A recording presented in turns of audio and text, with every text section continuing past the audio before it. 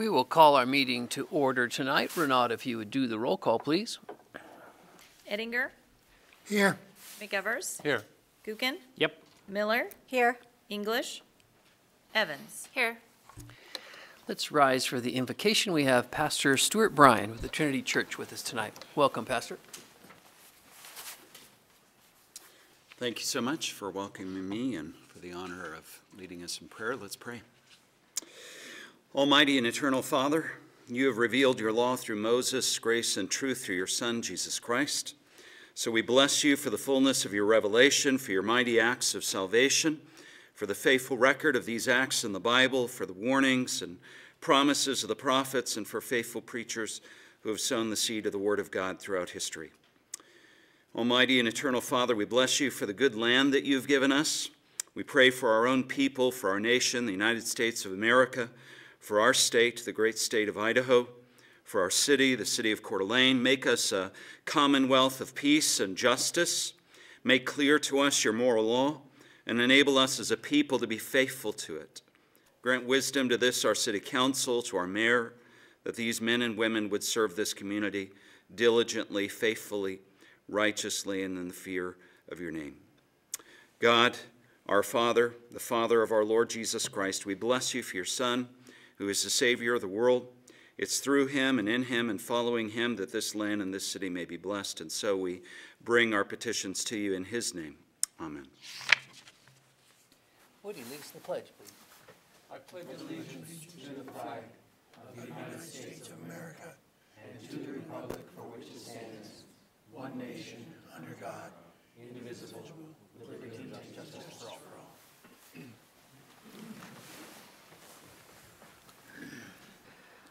I don't believe we have any amendments to the agenda tonight, so we will move on to the public comment portion of that. And I've invited a young man to lead us off here that's done some work that would like to talk to the council. So come on up.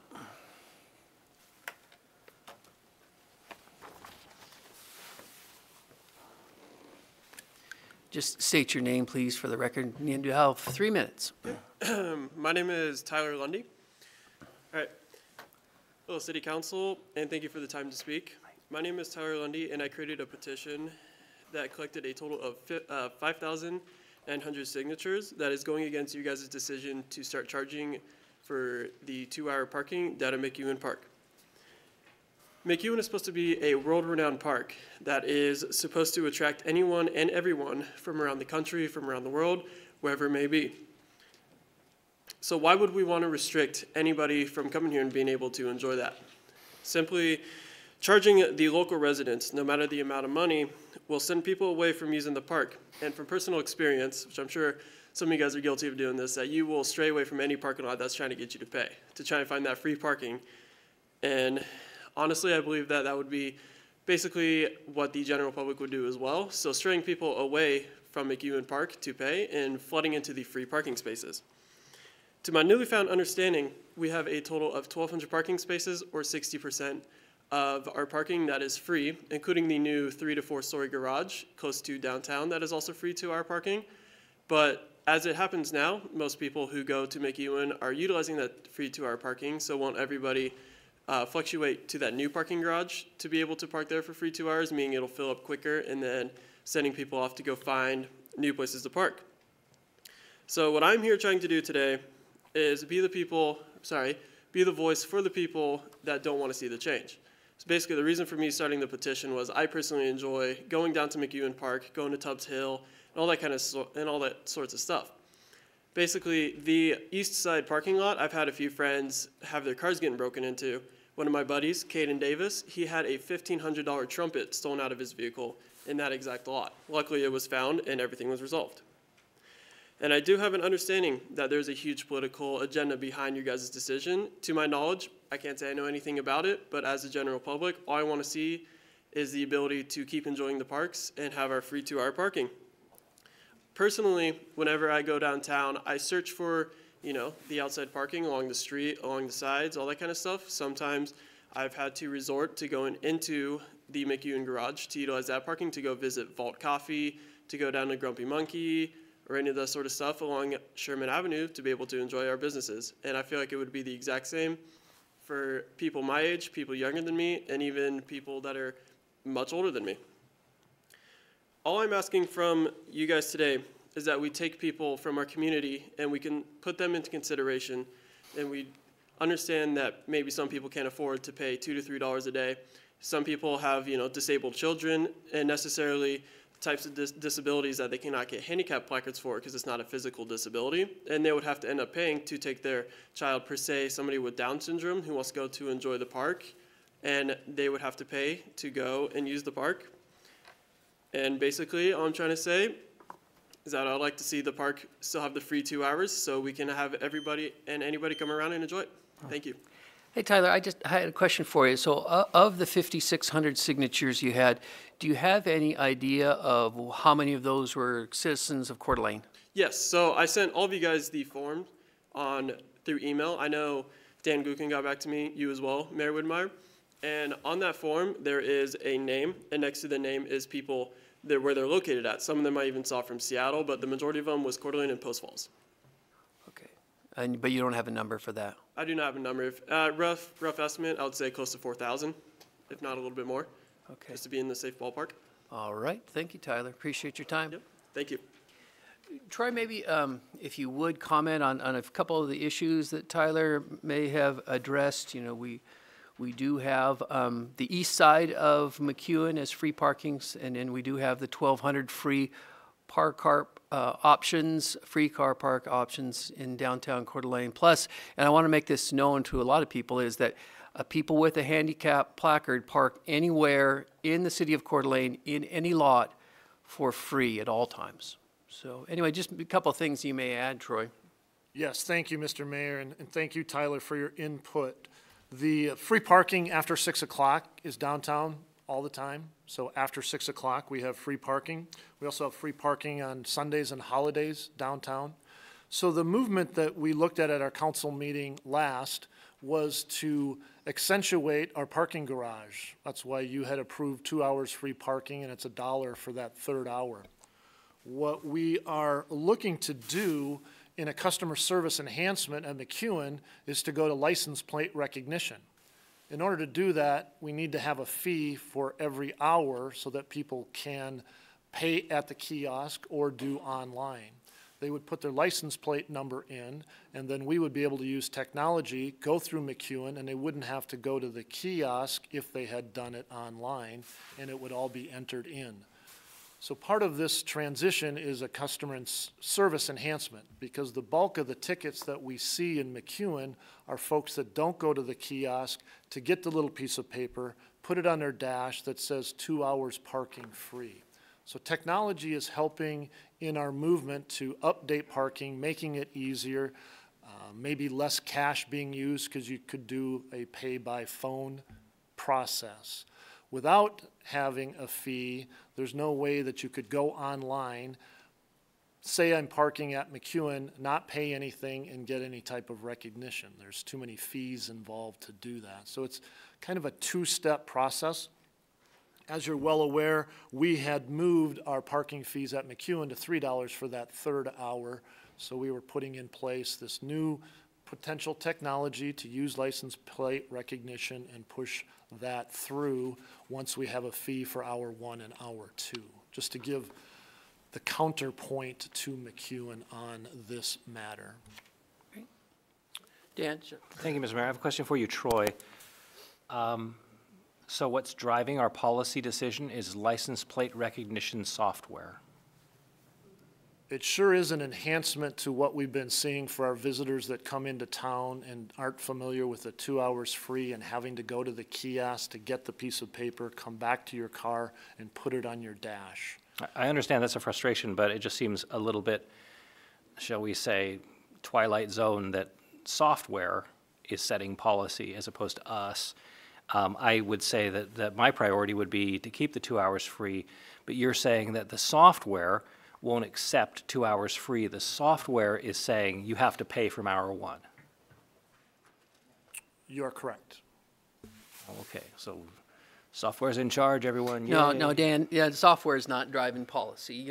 We've talked about what's driving policy, and what the need is that there is a true need for reserve for replacement. in McEwen and in any of our parks. And the rule of thumb is in the parking industry, just for parking facilities, is to put away $25 per year per space for parking reserve. You take $25 times the 2,100 parking spots that we have, that's over $50,000 per year we should be putting as a reserve for replacement for all of our parking lots. So the crux behind this increase is, and it's not policy driven by technology, it's we need to have a reserve for replacement fund. And taxpayers are right. They paid to build the garage. Taxpayers currently pay to maintain it, cut the grass, water it, and all those things. But every year that goes by, there is costs that are incurred but not paid for, because all of the things depreciate, whether it be playground equipment, whether it be what runs the splash pad, whether it be the turf underneath the playground, of which Bill Greenwood says is an astronomical figure to replace. So every year, those costs incur and they build up. And I just think it's wise fiscal policy to have a reserve for replacement account, and similar to a savings account that you may have at home to replace your roof. I just think it's wise, and we still offer free parking. We offer 1,200 of our 2,100 spots downtown are free. They have a free element to that. So we are going to have a majority of the people that are going to pay for the parking are going to be tourists, people that don't live here. So I think it's a good fiscal policy to have those people. It's a user fee. You know, you and I may disagree. You may want to raise property taxes rather than user fee. Oh, that's not true. I would rather, well then, but you're saying that you would get rid of that. I'm in favor of a user fee. You must like property taxes. Oh, no. How would you pay for it? We're simplifying. Tell me how you'd pay for it. Number one, I need to see the data. So if there is this shortfall or whatever it is, can we see the financial data? Because last meeting, we really didn't see any numbers for what the impact was and what the fees were going to pay for, and wherever the shortfall is, or this $50,000. I would like to see those data so we can see what the costs are. That would be really good. I think the public would like to see it also. And let's remember that Idaho code prohibits us from charging fees in excess of what it costs us to provide services.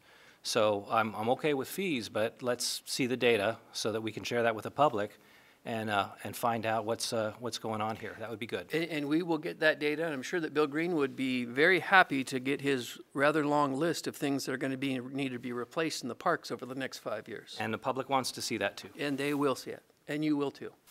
Okay. So we will have anyone else which has come up for public comment?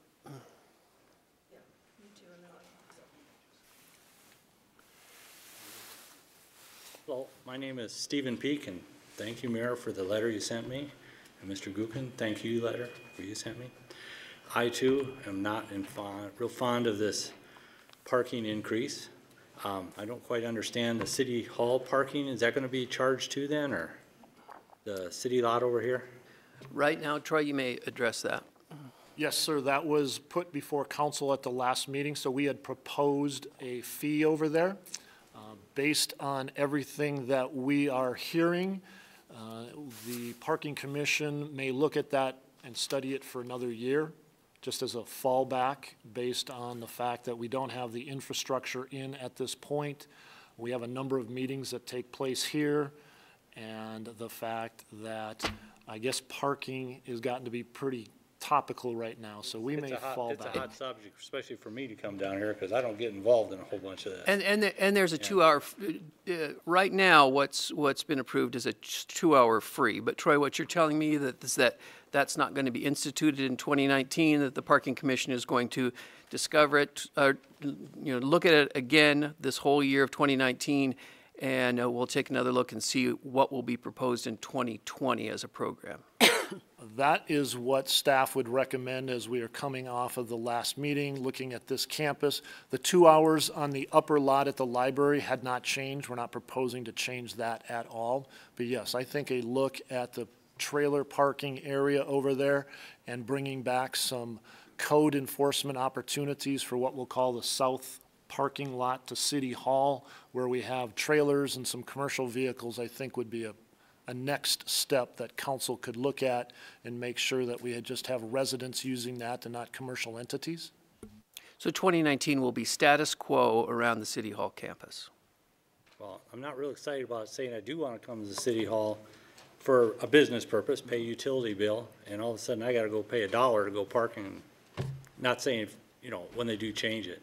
I don't think that's quite right Well, either. it would be 2 hours free, and there's business parking that's in front of City Hall too. But the plan, it would be 2 hours free, but it's going to be studied for another year. But for That's 2019, it's going to be status quo. Because the other thing is, I've taken my phone places and I'm not real good on the phone, and that phone's never paid for nothing yet. I can sit there and pay for this. And I don't do that kind of stuff. And I'm not real fond of those kiosk things, because like you say, you get a big lineup, you got the kids running around, the ladies, and they're trying to get the stuff out, and I understand the kiosk thing you can do it. I'm not into the phone thing. But anyway, I just want to let you know that I'm not real excited about this, and I want to thank Mr. Ettinger and Miller and Gookin for voting no. I appreciate that. And hopefully some changes will be done. I don't know. Anyway, I'm not real happy with it. So. All right, thank you for coming tonight. Mr. Mayor, can I clarify something? Yep, Kiki. Did we not say at the last meeting that we had intended to retain signage so that there was a quick in and out to pay a bill at City Hall in one of the lots? So that's going to stay that way regardless. The quick in and out for, oh, the 15 minutes in front of City Hall? So that if you Yes. have to come to City Hall to do quick business, there will be signage that says this area is designated towards that. You're correct. Okay. And in order to put that into code, we are proposing that that lot have that so that we would have enforcement. So that is the way that we're looking to solve that. Again, it was proposed to be 2 hours free, but as you can appreciate, if you had to go to a kiosk because you're going to be there more than the 15 minutes, we'd have a problem. So that's the study area we'd like to look at. Okay, thank you. Hi. Hi, I'm Linda Volovich, and first thing I want to say is I didn't like your tone when you were speaking to Mr. Gookin. Just Well- be real calm about it all. We all Yeah, want to be well, calm. you and- know, Anyway, I so, think Dan and I have a relationship that we understand but it each other. came out. Most of the bad. times we're holding here hands under the listening. table. Okay, but anyway, okay.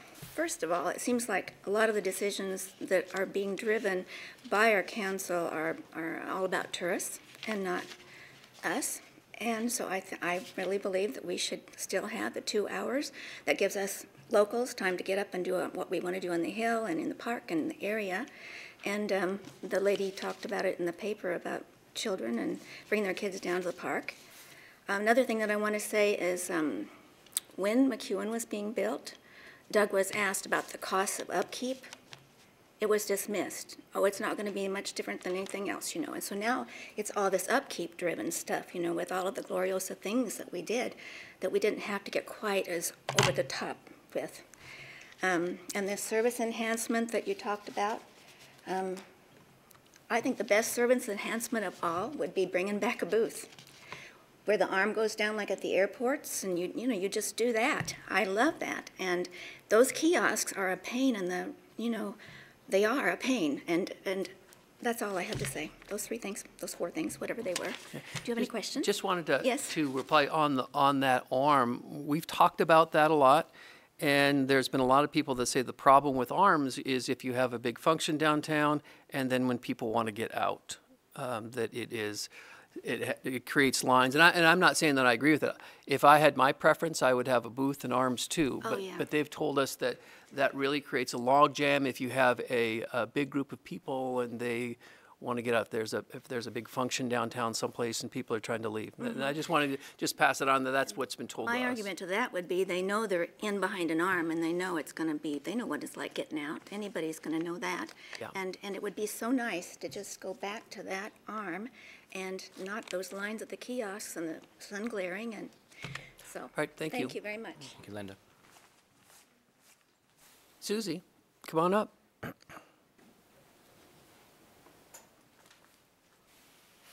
Thank you, Mr. Mayor. Let's see if I can do this without this. Good evening.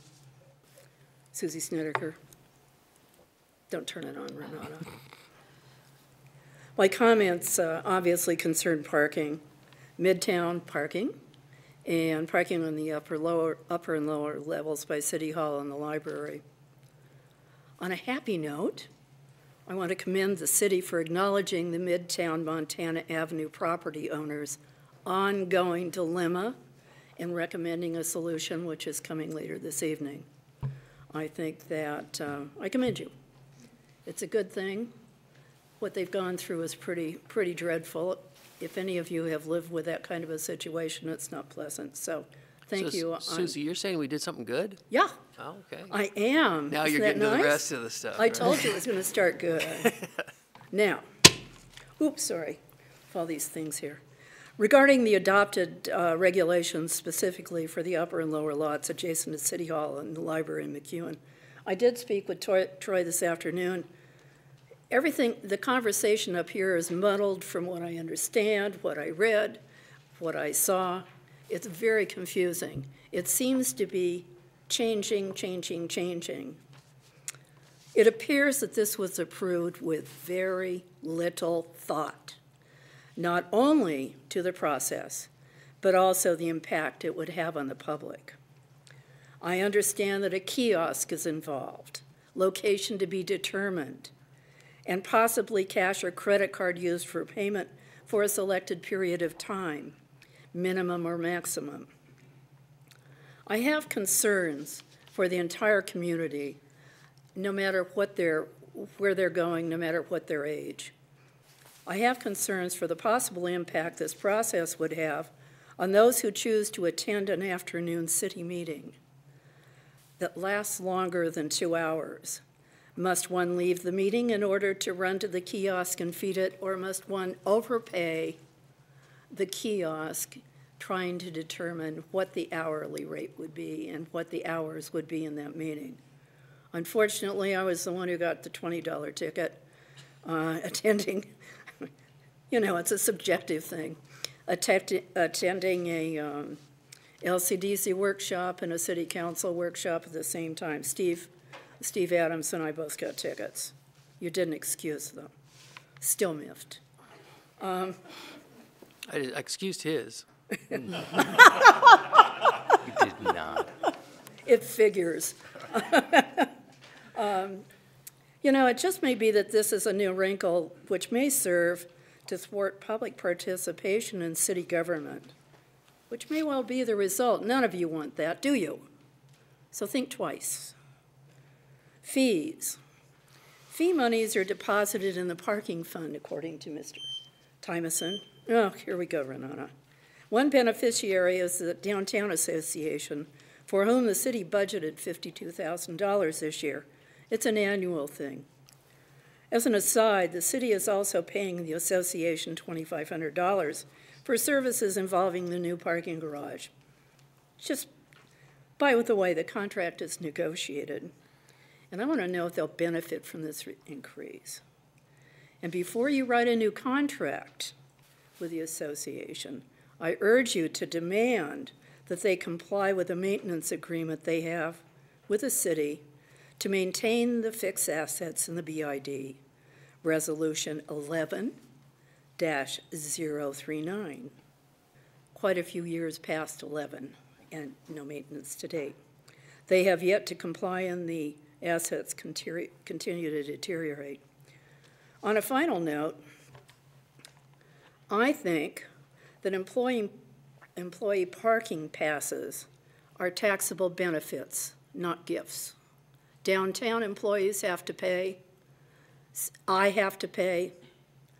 City employees should also have to pay. This should not be gratis. And I want to commend Tyler, are you there? Steve, everyone who spoke, took the time to study the issue, to address the issue. And let's think that, and now it's going to 20, you're extending it out forever, a year. Glad to know you're being responsive to your people. And a lot of them are very concerned about this issue. So thanks for listening. And remember, I started off by thanking you. Thank you, Susie. Appreciate it. Others who wish to give public comment, come on up. Come on up, Chet.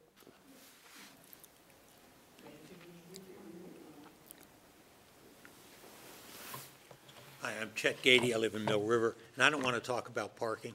I want to talk about the River Edge Apartments. Something interesting came up with the parking, though. All of a sudden, we have this petition that has thousands of names. There's also a petition against the River's Edge development that has over 8,000 names right now against the development. I would encourage you all to go read what that website says. It's at change.org. So 8,000 people have said they don't like this project. And some of them actually wrote notes and words and go to the old-fashioned way of communicating instead of thumbs up and thumbs down. So I went through a couple hundred of these comments, and I'd like to share them with you.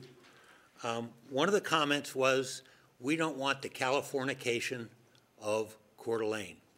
I thought that was fascinating because California, that's big government, lots and lots of regulations, stopping development for toads and frogs and grasses and trees and stopping car productions for smog stuff. And so there's an irony that these people are asking government, you, to stop this project in order to stop Californication. I just thought that was an interesting, ironic pitch. One of the other things was traffic. Traffic was a big thing. It's interesting that one of the primary movers to have the traffic study done has told me that where he comes from, you wouldn't build. You would have a moratorium on building if you couldn't handle the traffic problem. Guess where he comes from? California.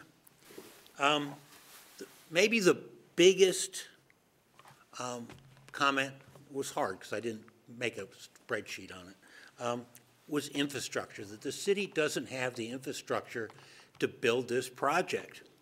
Well, that's fascinating because your water guy, your wastewater guy, and your road guy says you got the infrastructure. So I don't know what that means. I do know that the traffic and infrastructure thing is interesting because we didn't need a traffic study to find the problems. We need a study to solve the problems. The KMPO comes in here and says, we've had that on the drawing board for years. We don't have funding, so we don't have the organization to make it happen. So I think that's not on you. I think what's good on you is you fix Celtice, and thank you, especially since I live out there. Another comment is we want to keep the shoreline public.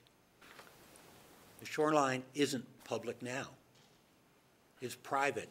And this project that they're against is one of the only opportunities you have to negotiate a public shoreline. We also want to keep the shoreline natural. It hasn't been natural for over 100 years. People didn't like the height. Okay, I understand that. Too many apartments. Coeur d'Alene doesn't need apartments, but all our apartments are full. So is that true we don't need them? Too many people. So since Susie got kudos for thanking you, I want to thank you for making this city so pleasant and attractive that you're now, what, in the top 10 of small cities? Because you have great parks, you have great services. Police, fire department, you made it a very safe city. So you did that, and guess what? When you make your city really attractive, people are going to come. So I don't know what you do about too many people. So if you take all these comments that I can't quite understand what they're saying, you could boil it down to there's 8,000 people that don't like the project. But that's not true either. Because if you read the write-up describing the project, it is one-sided and fear-mongering against the project.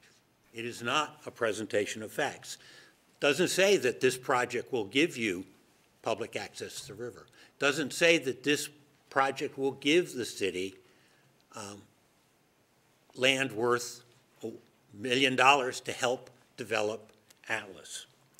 So you can't even say that there are 8,000 people against it because nobody knows what it is.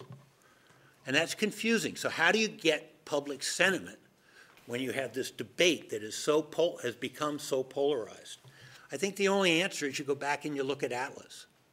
And what did the public comment say about Atlas when people could sit down and look at choices and talk to each other? It said, or those studies said, that the people of this town that think about it and get in discussions about it are willing to trade shoreline access for density. Now, this is where you guys get paid the big bucks. What is that density? I don't know. But I think what I'm cautioning is that when somebody throws a number out about 8,000 or 5,000 off of likes and dislikes and off of social media, you have to think about what those people are saying, and are they really thinking about it, or are they weighing the options? You all have the hard decisions of making decisions for what's best for the city, not what is best for my $20 parking fine or my, the height restriction. And so please take it into consideration, all the different things that they said that they couldn't have meant. And how do you think about that? So good luck, and we'll see you in a couple weeks. Thank you, Chet. Thank you. Others wishing to give public comment tonight, come on up. Is it all right to have two? You bet. Hi. Hi there. My name's Rico Saucony, and this is Bree Shanae Barrett. And basically, I'm here, thank you for your time on listening to me, but I'm kind of I got stuck last year. I bought a lot in Coeur d'Alene, had a garage on it. I bought the lot for storage because I had the garage. However, to cross-utilize the lot, I wanted to start a garden down there, and the city already had water access, so I contacted the city.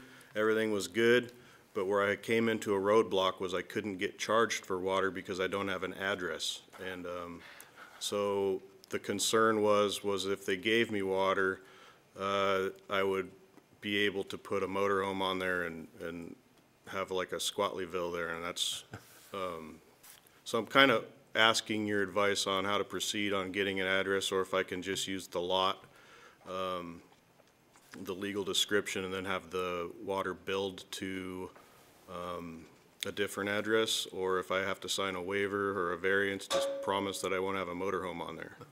If you wouldn't mind dropping your name and number with Troy, the city administrator, and he will make an appointment, and you guys can go through that. All right, thank you very much. You bet. Thank you. Anyone else wishing to give public comment? Come on up.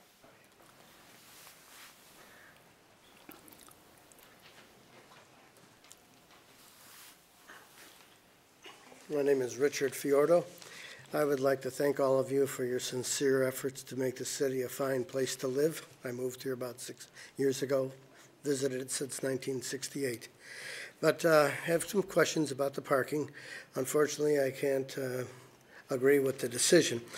The question I have, and this is partly based on mass media only, I didn't hear you directly when this decision was made. Seems like a violation of a promise was involved. If so, that lowers trust. I don't know if there was a violation or not, but that's what I heard on the news. The other question I had was, can you show data to how you determined a majority? Did you go by license plates? What did you do to get that majority of people are coming from out of town? How did you establish that? The other thing I was concerned about is the population of Coeur d'Alene keeps increasing, even downtown here. Across from the library, new apartments. The other one's going up across from Coeur d'Alene Resort. And the last question I have is, if you were going to cut it, why couldn't you cut it to 1 hour instead of eliminating the 2 altogether? Because some of the people I know are concerned that the next thing that will go is the downtown parking that's tiered. Then you'll get rid of the 2-hour parking there. I use it regularly, but I use it as a default. I rarely, during a busy hour, can find a place to park. So then last resort is I go to the McEwen. But the parking in downtown Coeur d'Alene is usually crowded. I could go out now, it's probably all right. But during the summer, busy hours, no, it's a waste. I'd have to park 4 or 5 blocks away. Thank you very much. Just this is the first summer and the first season we're going to have the new parking garage open. So there's going to be all kinds of spaces there during the season. So we're kind of in a trial period right now. We know we added 350 spaces in that spot, and we're going to see what the effect of that is going to be on downtown. Okay, Thank you for your comment. Others wishing to come up? Hi there. Hey guys. Name for the record, please. My name's RJ Ruber. Long story short, I've been working for a food vendor at Live After 5 down in McEwen Park for the past 2 years. It gets busy down there at Live After 5. It's a great event, live music, lots of fun for the whole community. And I think the reason the community comes out in droves for this event is because it's cheap. It's $5 to get in. You can bring your kids get in free, and it's a great event. And a lot of people, you know, don't have a lot of money to spend on fun activities during the summer, so Live After 5 is their go-to because it's cheap and it's a lot of fun for a Wednesday evening. And since they don't have much money, I feel like it'd drive a lot of people away from Live After 5 to make them pay at McEwen Park. And since a lot of them have kids, they could go park up at the new parking garage, but if you have a lot of kids, you don't want to walk far. So as a employee of a vendor, and now I own my own business, so I will be a vendor this year, I just don't want to see Live After 5 decrease in community involvement because of this increase in parking, and that's all I got to say. Appreciate it. A couple things. At McEwen, if you stay more than 2 hours, no change in price. So it's just under. It's $1 for 1 hour, $2 for 2 hours. 3 hours, it's more than 2 hours, it's the same price. So no price change there. And then still a free option here on this side. But I know what you're talking about and your concern. Appreciate it. Thank you. RJ. Anyone else? Sorry, to be clear on that one, what we're saying for Live After 5 is if a person was there for 3 hours, they'd pay $3 regardless of the old or the new rates. No change. Okay. Yeah. Greg. Hi, Greg Johnson, Midtown resident for 22 years, been here 30 years, now live downtown. I'm a bit excited that we've got 2 cool projects maybe on the design review part of what's going to happen in Midtown. So it's been a long time coming. I encourage anyone that lives in Midtown or that's around that area to see what's being proposed. I think we're close. I also am concerned, or I guess eager to see the 3 years that are left in that district, the how we're going to leave Midtown more improved, better than we found it type attitude, and to see where we can spend those tax dollars properly to improve the businesses that have written their own checks to improve their own buildings they bought or renting, to allow power lines to be raised, to have alleys. I know that technically we don't pave alleys, but maybe in this situation, since it is an Ignite urban renewal type of thing, there can be some alleys paved, better lit, just safety for employees and whatnot. I know we're all talking about parking, and Midtown has struggled with it too. I think we have some opportunity there to make that happen. It sounds like Montana's going to get some relief, so that's dynamite to hear. So I guess we are. Again, my fear is we have 3 years, and I don't want to rush anything. I don't want anything done, you know, just halfway and we bow out and we're done. So I push for a council member or 2. I know the mayor sits on the Ignite board, but I'd like to see a few of you there to see what's being proposed if you haven't seen it already. And anyone that's concerned about downtown, Midtown is in the same predicament. Not enough parking, too many successful businesses like restaurants, and all times are great shops. So let's just put the best polish. Let's spend the dollar correctly in the right spots. So thank you. Appreciate it. Great. Anyone else wishing to give public comment? Okay. If not, we will move on to our presentations. And we have Tony Burns with us tonight. He's going to give the Ignite CDA annual report. Welcome, Tony.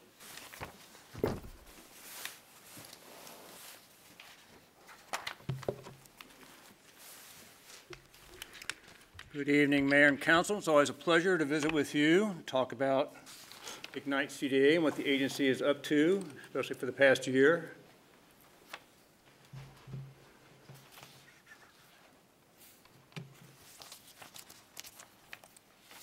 What I'd like to do tonight is kind of use a PowerPoint presentation to kind of walk you through our business model, our locations, and kind of give you an update on our initiatives and what specifically happened in 2018.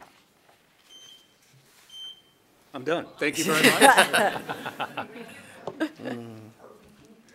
So Ignite CDA is a City of Coeur d'Alene's redevelopment agency. It was formed by mayor and council in '97. We have 3 districts now. The Lake District was established in 1997, sunsets in 3 years in 2021. Our River District established in 2003 and sunsets in 2027. And our Atlas District was just established in 2018, has a 20-year term, sunsets in 2038. This is kind of an aerial depiction of where the districts are located. This is downtown, this is midtown. Is this showing on the screen? Yeah, good. This is Northwest Boulevard, Lowe's is up here, Croc Center's over here, and the US Bank Service Center is out here in Mill River. Looking from a top down, this is our Lake District, once again downtown. This is midtown, up Northwest Boulevard, Lowe's, Croc Center. You kind of see how that district's laid out. This is our River District. This is Riverstone Park and Pond over here. This is the US Bank Service Center. This is Celtice Way, I-90.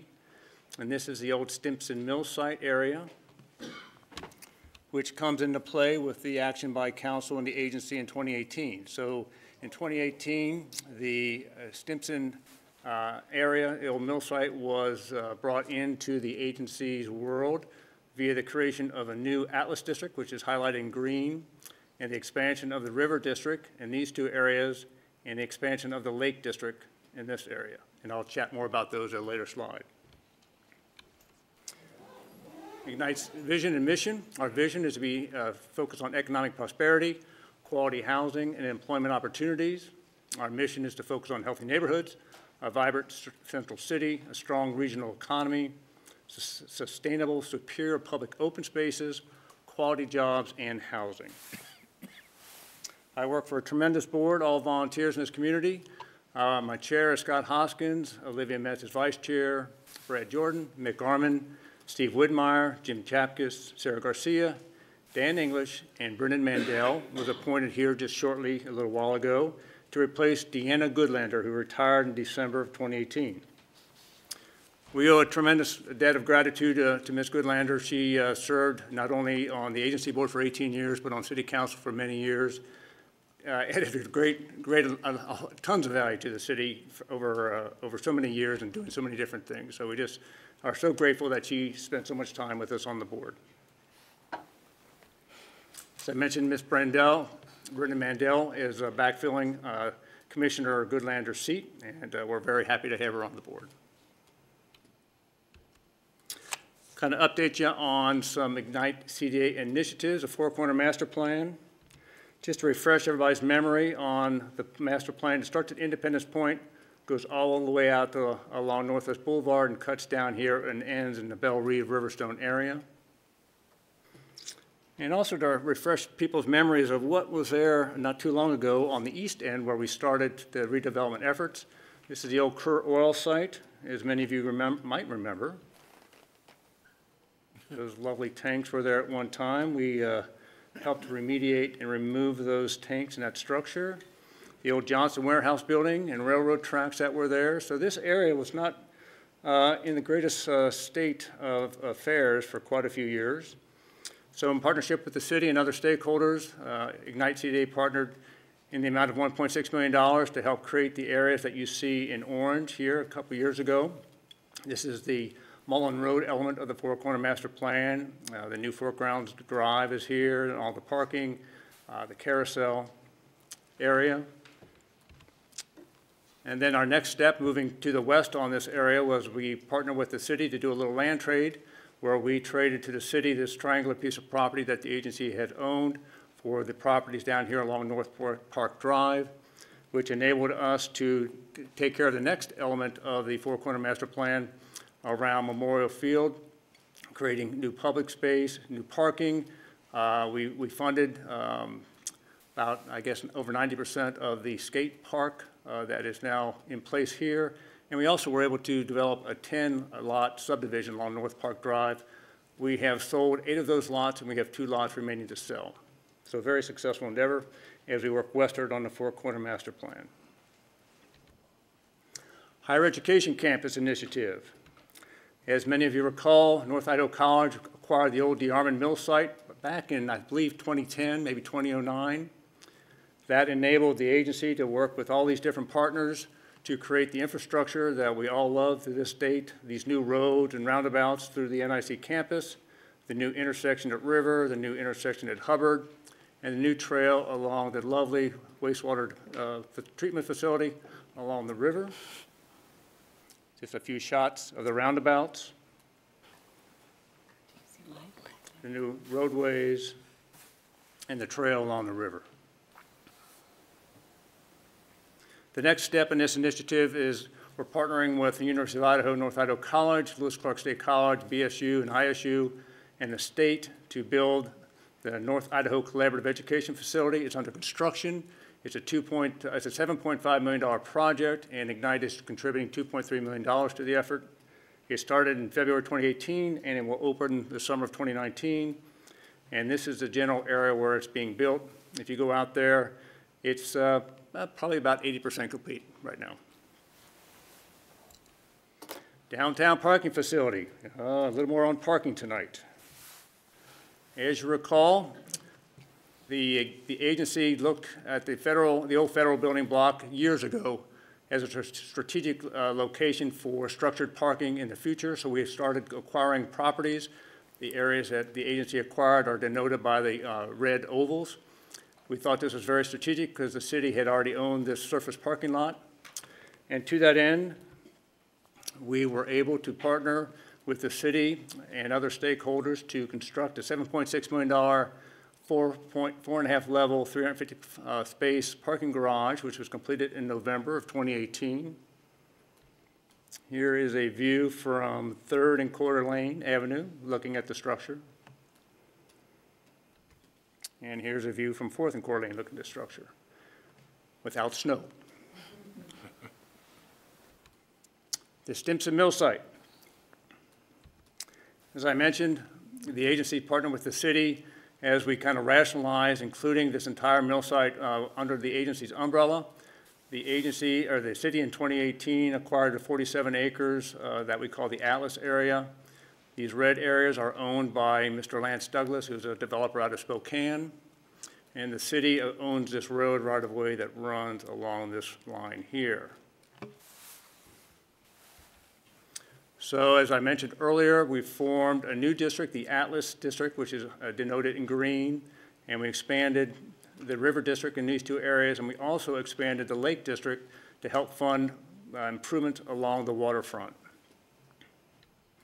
And this is the current site plan for the development of this area. You can see that there's a lot of public space along the water that runs from the existing where our development ends over here along the Belle Reve area over to Lance Douglas's property. And we also have conceptuals of development that will most likely occur beyond the riverfront. So in 2019, we're working with other stakeholders to try to define the public improvements that will happen along the waterfront. And we are also working with the city and the Planning and Zoning Commission to come up with design standards about how these improvements will be built behind the waterfront. Just to kind of give you a review of our redevelopment initiatives.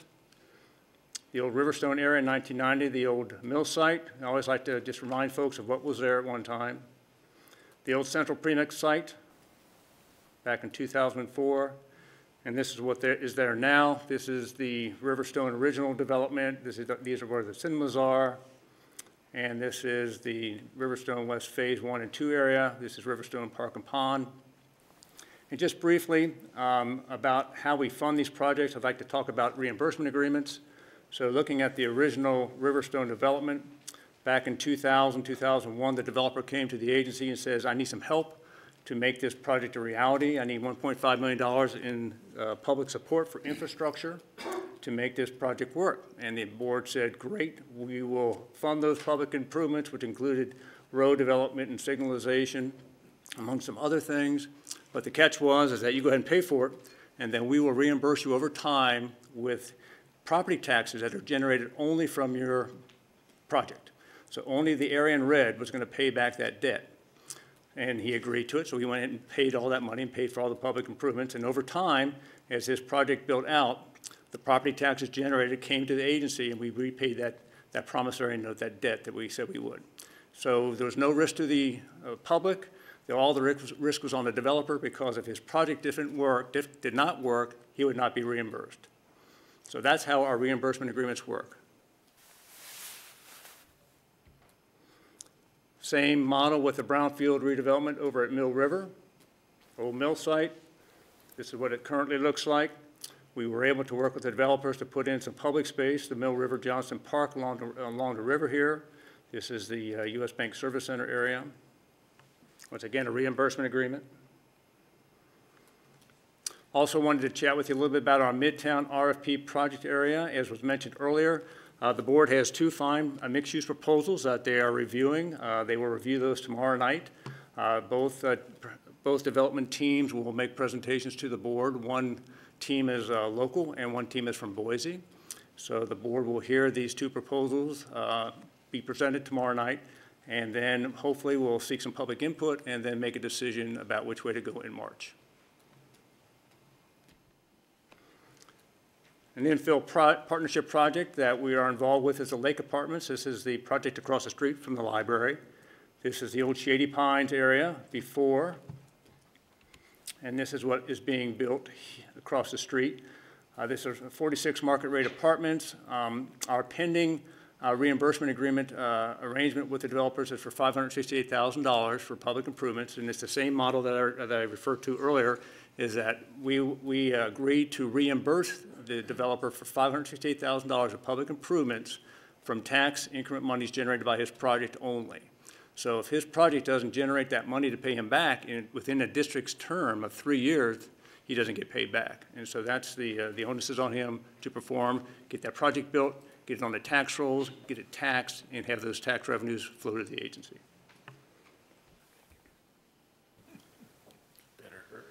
In 2018, we were finally able to give the city debt-free the partial footprint of the building that we are now standing in or sitting in. This is a property we bought years ago that we were continuing to pay the debt down, which we finished paying that debt off in 2018 and transferred this property debt-free to the city. So you can see the blue area is the footprint of the library. The red area was our property. So most of this area was a parking lot, but some of it is where the building resides. Additional past partnership projects of the agency: McEwen Park, Kroc Center, McEwen Terrace, Chamber of Commerce Building, Ice Plant Townhomes, Parkside, the library, Northwest Place, Sorensen, Mill River Seniors, and Circuit. I could spend a lot of time going through these, but I won't. I just want to kind of remind everybody of these different projects that the agency has been involved with over the years, adding value to our community. Performing Arts Center feasibility study. As you recall, the agency hired HVS Convention, Sports, and Entertainment Facilities Consulting to conduct this study in the summer of 2018. It was completed, and then a blue ribbon panel was formed by the City of Coeur d'Alene to kind of chat about potential next steps. And that's kind of where it sits right now, is that it's teed up for future success when the right energy is deployed on that front. Southeast Way revitalization. The agency contributed $4.5 million to reconstruct Southeast between these two red lines, which is the majority of the project. It was completed in the fall of 2018. I think one of my following presenters is actually going to have a nice little video of this, which I do not have, but he will have a nice video of this. But it was a great success. And finally, just we continue to bring the Urban Land Institute here to Coeur d'Alene to offer good value-adding programs on real estate development, and we also continue our partnership with the Coeur d'Alene Downtown Association. As far as priorities, education, our higher education campus, as I mentioned, we're still looking to add value where we can, and our latest project is the collaborative education facilities. We continue to focus on possibilities on the Four Corner Master Plan. Housing, we're still willing to play a support role in helping the city achieve its vision for housing in the community. Where that opportunities lie, we were able to pursue that. Public space, We're looking to continue to create public space, and specifically our biggest opportunity now is along the Atlas waterfront area that we've talked about. But we've had past successes with the Mill River, Johnson Park, and the Riverstone Park and Memorial Park. Once again, this is just the Four Corner Master Plan area. All the area shaded in brown is located within our Lake District. This is the area that we focused on to date and have made some major improvements, but this is also an opportunity for future improvements. Job retention, job creation, we continue partnership efforts with Jobs Plus, the City of Coeur d'Alene, Kootenai Health, and the HEC partnership institutions and private employers to facilitate job creation and retention where we can. That's huge for our community. A couple of the areas we talked about, we talked about the Stimson Millside area. There's going to be opportunities in here for job creation, as well as we think area between Saltese Way and I-90 over here. This is area that's kind of, I guess from Atlas to the west is ripe for redevelopment when the time is right for the owners, and we've kind of let the door open and hopefully get contacted by those owners that we might be able to partner with them to help turn these assets into something that's maybe more applicable to the times we live in now, because some of these assets are, I guess, ripe for opportunity. Public parking will continue and help rationalize overall parking needs in the 3 districts, specifically the Central Business District, Midtown, the Higher Education Campus, and Kootenai County campus areas. Midtown, as Greg mentioned, we're continuing to look for opportunities to add value to Midtown where we can, partnering with the different stakeholders, and I think we have some opportunities here in the near future to make some more improvements. Downtown, we'll continue our partnership with the city, downtown property owners, and downtown association, and other stakeholders to continue economic support to enhance the vitality of the area. And finally, we have 3 different opportunities here that have arisen here recently. Our role is pretty much defined on the Stimson Mill Site Redevelopment Initiative. We are undertaking a master planning effort now on the Health Corridor Urban Renewal District Initiative that is coming online, that the council agreed to. They adopted a eligibility report in 2018, and they asked the agency to go ahead and put a master plan together for your review, and we plan to do it in 2019. And we're still looking to potentially define a role on the East Sherman Avenue Initiative. With that, we'll welcome any questions you might have. Questions for Tony? Woody? Tony, you killed this thing. Brought back a lot of memories, and you've gotten very good at it. Thanks for the good pictures. Well, thank you. It gives us a memory boost. Thanks for what you guys do. And Tony, for those that are here in the audience that have used the skateboard park, I want to thank Ignite for their participation. They were one of the major funders that made that happen. So thank you very much for that and all the projects that you do. Anyone else have anything for? Just a quick question. Will this presentation be anywhere online other than within the video for tonight's meeting? There was no plans to put it anywhere else, but it's viewable as folks watch this council meeting. Okay, thank you. All right, thank you, Tony, appreciate it. I think we need to take a brief TV timeout. The TV guys have had enough of us. They don't care what we do for the rest of the night. We are going to do some good stuff after this, too, you know. We're going to throw stuff after you leave, you know. You guys. They got film at 11 that has to get back. All right, we'll move on to award presentations, the ACEC Award for Saltese Way, and we have Matt Gillis with Welsh Comer.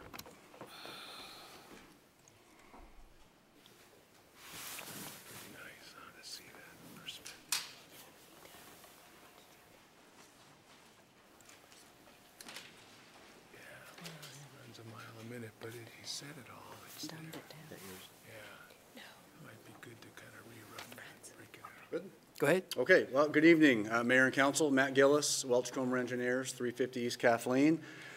Tonight I'm here to quickly notify the Council that City of Coeur d'Alene, Ignite CDA, and Welch Comer have been awarded let's see if I can get through here, the Gold Award for Transportation Projects in the entire state of Idaho through ACEC. ACEC is the American Council of Engineering Companies, which is amongst us engineers is that's where we compete with one another in projects and for our partners and sponsors.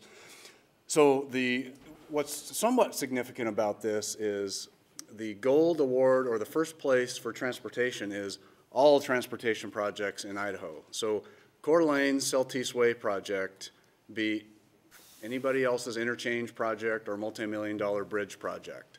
And so I think that's something you should be proud of, because it was unique. Primarily because of the partners involved, the availability of staff, and the leadership amongst yourselves.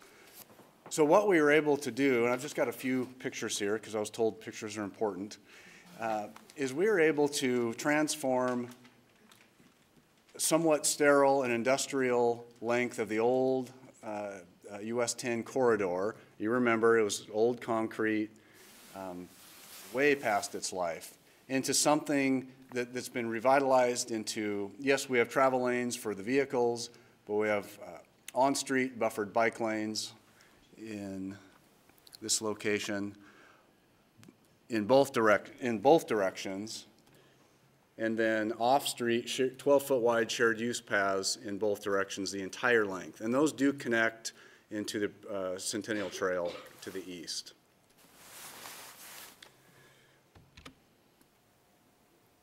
We also have 5 transit stops throughout the corridor, and in general, it's been a while, but the corridor is essentially from Hutter to the bridge that crosses over the Prairie Trail, right at the entrance of Riverstone. So we work pretty closely with Kootenai County on transit stops through here, because that's one of the users: cars, bikes, peds, and transit. We were able to harvest the trees, some of the trees that were required to be removed as part of the project were repurposed through a lumber mill process, and we have these 5 timber transit structures that turned out pretty well. It's been very well received and is a bit of a nod to the former industry through the corridor. We were also able to transform the 2 main intersections at Grand Mill and at Atlas.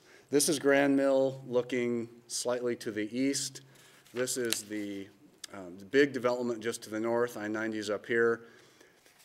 This was the pre-Celtice Way project, and this intersection was done the way it was for reasons back then. But what was created as this developed is there was no ability for the hundreds of vehicles that come out of here daily to make a left turn to come in to the city of Coeur d'Alene. And so we saw an opportunity to completely change this into our first 2-lane roundabouts in the region. And this, again, is Grand Mill. At Atlas, again, this is looking slightly to the east. North is to the left. This is Atlas. You all have probably driven this and gotten stuck in here, and you know it could get a little sketchy. This was also transformed into a slightly larger 2-lane roundabout with significant landscaping in the middle. As I understand, there will be art placed in both roundabouts in the spring, I believe. So this Atlas intersection, and I've showed you this video before, was unique and very dangerous, and I'm very proud that we were able to eliminate a lot of the conflicts in here, because this, as I spoke to you a couple years ago, this refuge area in between here required a lot of decisions to be made by drivers, and when we as drivers have too many decisions, we make wrong decisions and we cause problems. So you can see all these conflict points here were essentially removed or minimized by the roundabout. Now this, before I hit play, this was taken right when it opened, still has temporary pavement markings, so people, as they still are, people were just introduced to it and just getting used to it. But what we'll see is, we'll see some stoppage of traffic, but very little stoppage, very little delay as compared to this, the configuration we had before. Traffic's moving slow. Slow traffic means if there is an accident, the severity is low. And I trust that as as people drive this more and more, it'll perform better and better and better as people get used to it. And then finally, during the design phase, I got a lot of criticism and question as to trucks coming through these intersections. Things like trucks are going to get jackknifed in here, it's never going to work, it's going to be catastrophic. So we spent some time watching this is probably the largest truck you'll see come through. They'll straddle the line, which is fine. Everybody behind seems to get it. But this large truck happened to be taking a U-turn right here. And this is the smaller of the two roundabouts. Back wheels get up on the truck apron just like we want, just like it's designed. It moves on through the intersection, and then the intersection goes right back to normal, just like we wanted. So, to the council, if you hear that criticism, here's proof that it functions just like we wanted. How long did the drone have to hang there? Waiting for a truck. 20 minutes. Okay. Yeah. Yeah.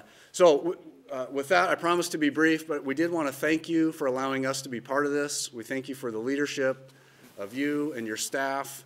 They were always available when we needed them, and our partner in Ignite. Thanks for letting us be a part of it. And I'm not sure who to bring this to. This is just a plaque you can hang on the wall. Hand that to Troy there. Thank you. All right. Any questions for Matt? Nope, congratulations. Yeah, thank you very much. Appreciate it. So we will move on to announcements. Any member of the council have any announcements tonight? No announcements seen. Woody, consent calendar? Mr. Mayor, I'd like to move for, oh, wait a minute, I jumped way too far here. Motion to approve Resolution 19007. Oops, that's annexation. I'm way out of here. Sorry. I think I need another beer. To approve the consent calendar as presented, including Resolution 19006. Thank you. Second. Motion and a second. Further discussion? Roll call, please, Renata. Dugan, Yes. Ettinger, Yes. Evans, Yes. Miller, Yes. McEvers. Yes. Motion carried. Other business, we have action, council action pursuant to December 18th, 2018. We have A-2-18, a proposed annexation of 2.5 acres from agricultural suburban to R1 zoning district, being tax parcel 4952 East Fernan Road.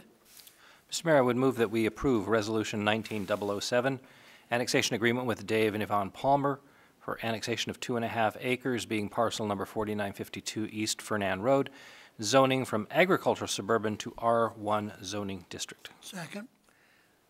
Motion and a second. Further discussion? Roll call, please. Ettinger, Yep.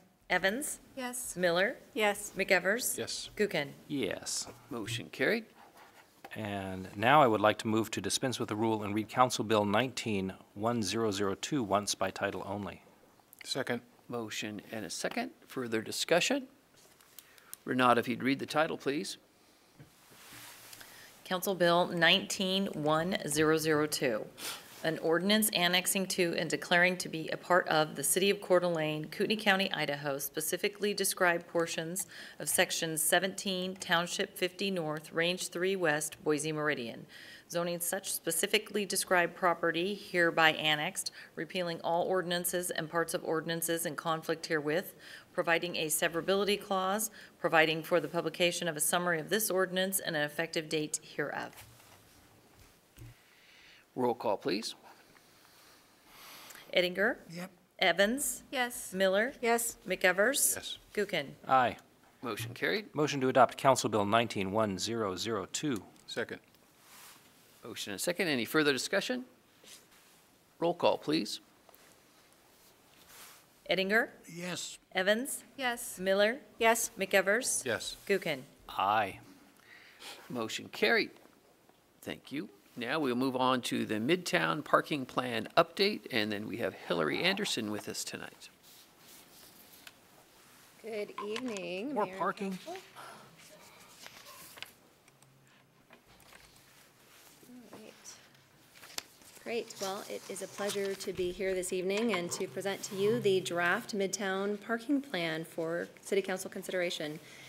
So since I was last before you, so I was here on November 6th of 2018, we've had a multidisciplinary team from administration, planning, streets and engineering, municipal services, and police have been working on this parking plan, doing some additional research, looking at how other jurisdictions have handled some of the loading zones in their business districts, looking at possible enforcement options for a loading zone as well as for a resident-only parking permit pilot program within the Midtown area. We've met with some of the restaurant owners in Midtown, and then we've also been further refining the list of the action items that were referred to as the 10 recommended solutions. So the plan that I'll be presenting to you this evening does include those 10 action items as well as a status report. What have we been doing, and then what are the future phases with that? So the request this evening is that the City Council would direct staff to continue working on the Midtown parking plan, including the possible pilot project for the resident-only parking permit program for some of the residential streets and blocks that I'll show you, and then also designating a loading zone on the east side of 4th Street between Roosevelt and Montana Avenue, and then if you have any additional suggested changes. So a little bit of background. So if you'll recall, Rich and Associates was hired by Ignite CDA in the city to conduct a parking study of Midtown, and so that was completed last year in September of 2018. They evaluated the parking in Midtown, and they prepared the parking analysis for consideration by the city. So they were looking at what are the issues currently, what are our challenges, what's unique in Midtown, and came up with some recommended solutions, and they called it kind of a toolbox for us. You know, how do we move forward with solving some of this parking dilemma? This exhibit here on the right side shows you where the area is that was studied. It's a 9-block area. The north boundary is Harrison Avenue, on the south, Foster Avenue, and then the core area where we're really focusing this parking plan is here in between Boise and Reed, and that includes Montana and Roosevelt Avenues as well. The consultants also evaluated not only the parking supply, the utilization, and the current parking and future parking demand, so I covered all that in November. I won't go into the nuances of that or their findings, but those are included in the staff report. Also, we did have some public meetings last year. So the initial meeting that was held on June 12th was at the Midtown Center, and that was facilitated by Annika with Rich and Associates. And then we had the second meeting in November that the mayor facilitated for us here at the library. And then we also had, as I mentioned, the presentation that was to City Council in November, and then I also presented to Ignite CDA on November 21st. If you will recall, you did direct staff to move forward on these 10 recommended solutions, and so now I can kind of walk you through all of that. So the first item was to improve the existing public parking lots, and that was looking at not only the lighting, but the striping, asphalt repairs, all of those things. On each of these slides for the 10 items, the first item is what was recommended from Rich and Associates. So this is an excerpt from their study. And then the next slide will be what is kind of what's happened currently and what are the future phases. So this one, really the direction was to improve those parking lots, make them so that the employees and the patrons want to park in the 2 parking lots. So the status, we actually had 2 lights were installed in the 3rd Street public parking lot in October of last year on the north side. So this is a photo showing those 2 lights. Work is currently being done to install power to be able to extend the lighting in the 3rd Street area. So as we look to expand the 3rd Street parking lot, we're going to add additional lighting on the southern boundary so that the parking lot will be fully lit. We're also looking at adding lighting into the 4th Street parking lot on both the north and south sides to really make those so people feel safe. That's our biggest challenge. We've heard that from the residents, from patrons, and from the restaurant owners that people really don't feel safe parking there at night currently, but I think the lights are going to make a big difference. Future phases, we are awaiting some negotiations I'll be talking about in a few slides on property negotiations. And then once we figure out what's happening with the property negotiations as well as what's going on with Ignite and which of the development proposals they select, then we'll be able to really look at the parking lot design and figure out how to efficiently stripe and design both of those public parking lots. And then this last thing here I'll cover more in a future slide, but we are looking at an opportunity to add some of those pedestrian activated beacons to improve the usability of these public parking lots. So this next item was to pursue opportunities to acquire land for public parking in the Midtown area in the Reed to Boise corridor. And so really just directing us to do that, to acquire more of the public parking, to get to that higher, that ratio, that 50-50. The status is that we are in negotiations. We are working on acquiring some property to the south of the 3rd Street public parking lot to expand that parking lot and make it so that it functions better. Again, as I mentioned, really kind of awaiting Ignite's decision, and then we'll be working on the design and improvements. The next one is to improve signage. So we've heard from a lot of people, including at our last public meeting, that it's not very clear that these are public parking lots, and it's also not necessarily clear where you should enter. And so they had suggested adding more clear signage, using consistent branding, making it so that it's clear what the name of the parking lots are. And as you'll see on this next slide, actually it's the next slide, I'll show you that and then I'll jump back. The Streets and Engineering Department actually installed some new parking signs, and so you can more clearly see where it's public parking. The design is consistent with our new parking structure on Coeur d'Alene Avenue, and then it also labels that these are from Midtown with an arrow indicating the parking lot. This is on 4th Street, and then this is the one on 3rd Street, which also indicates parking in the city center. So that has been done, and then we'll be working on, hopefully before the Lake District closes, work with Ignite and the Midtown stakeholders to design some more creative signage for those public parking lots to make it a little more catchy, eye-catching, so people know where the public parking lots are and have it more of the kind of the Midtown theme. So the next item, improving lighting in the alleys. So this is something that we heard from Mr. Johnson as well this evening. You know, are there things we can do to improve the alleys? Because people do walk from some of the businesses to those public parking lots. So that was something that we did want to consider, but we wanted to wait on this item until we figure out what's going to happen with the Ignite development proposals, because both of the submittals have some parking off of the alley. And so it's likely with the development happening there, they're going to be improving the alley and doing some lighting. And then what we can do is the future phase, once that's in place, then if we need to enhance the lighting, we can work with Ignite and Avista and the surrounding property owners to improve the lighting further. So the 5th is to create a residential parking zone and enforcement. And so they had said to kind of focus in on the core area and to look at having the residential permits start after the alley, so more in the residential areas and not immediately where the businesses are located. And then to have some enforcement from city officers. So staff is working on a Midtown resident-only parking permit pilot proposal. And in your packets, there is a draft resolution for your review and consideration. So the future thing would be to come back at a future council meeting and actually, if council supports that, adopt the resolution so that the pilot project can go into effect. One thing I do want to note in the resolution was that staff is recommending some kind of percentage of participation in order for the program to go into effect. And that's largely to make sure that there is buy-in from the residents, to make sure that some of them are going to actually get the permits, and then also to help with some of the, covering some of the costs. Hillary, So, quick yes, of question on course. that. So is that percentage on the whole pilot program, or is that by area? So primarily 3 areas that you're looking at. You're looking at Montana, you're looking at Reed, and you're looking at Roosevelt, right? That's Those 3 correct. areas.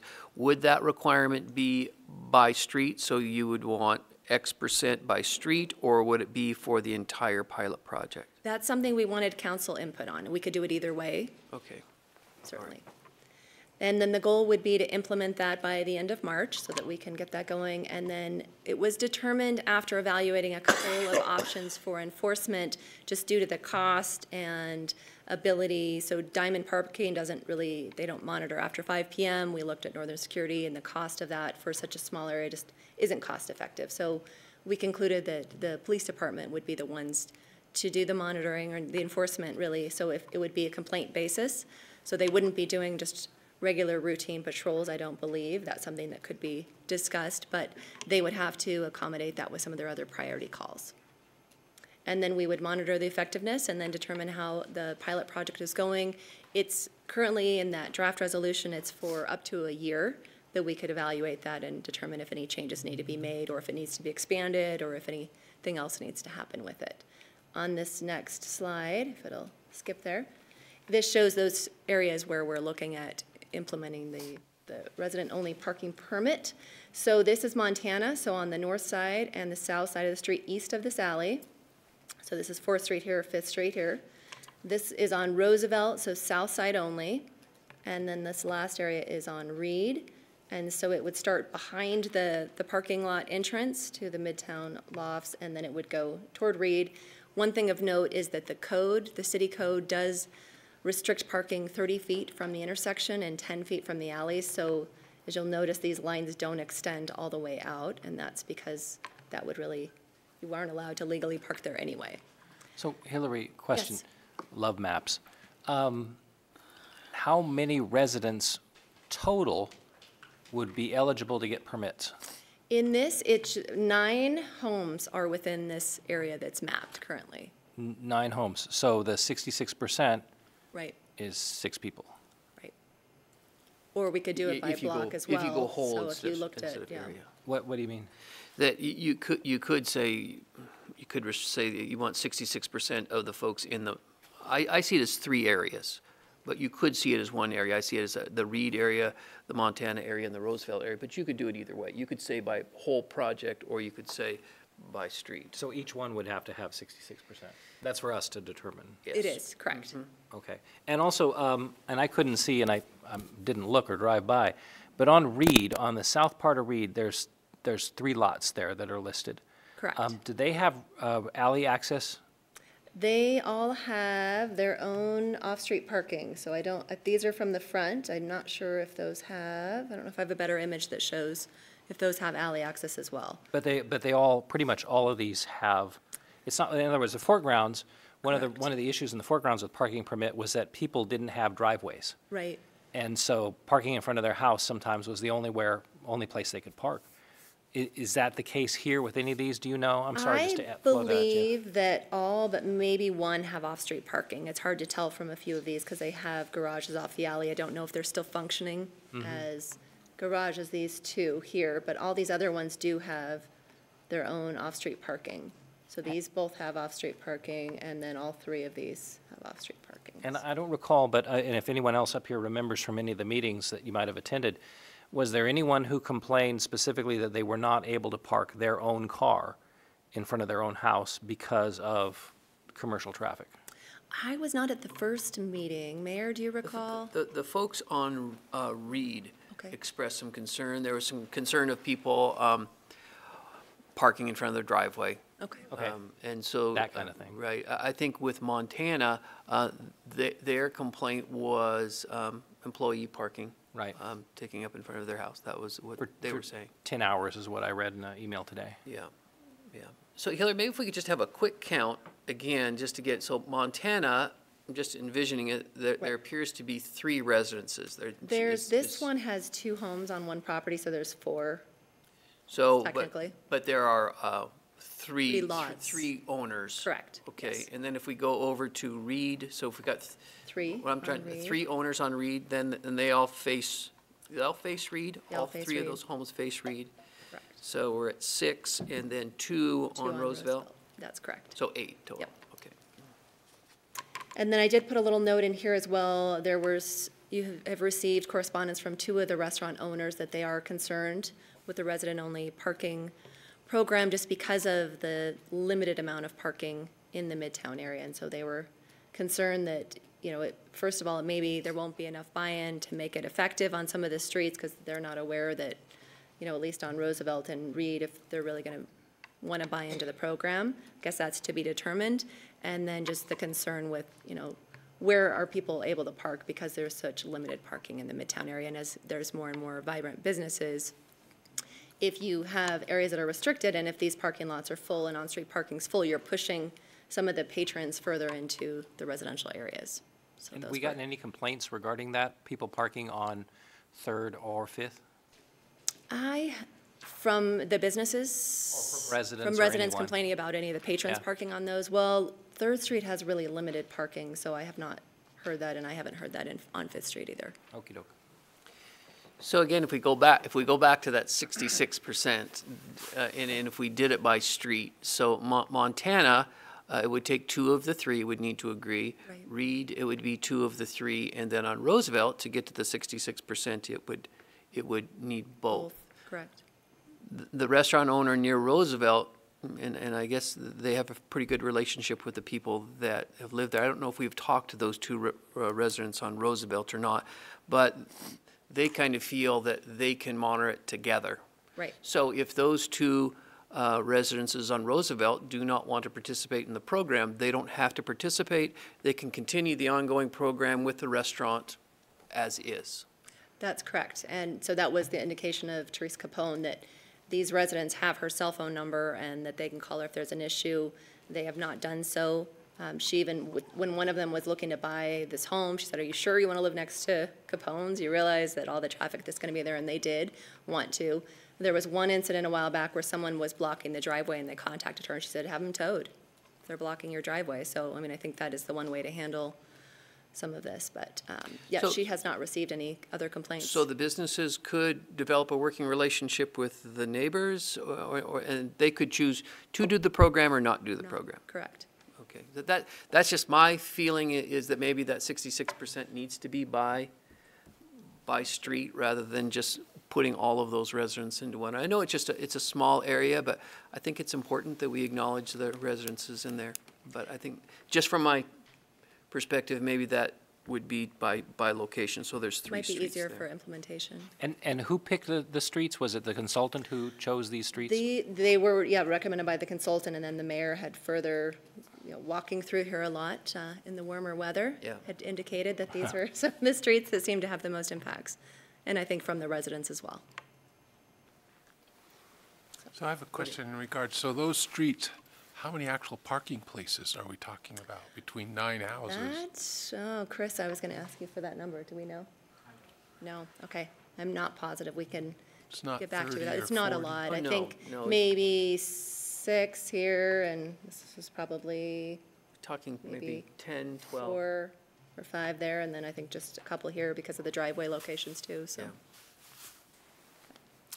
Wow. The other thing in the draft resolution we did not include, so I guess it's important to consider the visitor parking aspect. I think Fort Grounds has that. This one, we did not build that in just because there's so few parking spaces, but that might be something you'd want to include. And then we did also base it off of the $30 per permit fee, which is consistent with the Fort Grounds. And it's totally voluntary. It's totally voluntary. But anyone that did get a permit, so if you had a permit and you're down here and you wanted to park up here, you could, because if you have that same resident, not that that would happen very frequently, but it's possible. If you're eligible, you have a valid parking permit, you could do that, so. I keep flashing back to the 70s when Sears was there, and wasn't it a more hustling, bustling place then than it is, well, maybe not now? It's busier. Has there always been parking problems there for the last 30, 40 years, you know? Just the boom times, right? The cycles of life in Midtown. I guess we did take some parking off the street, Yeah. right?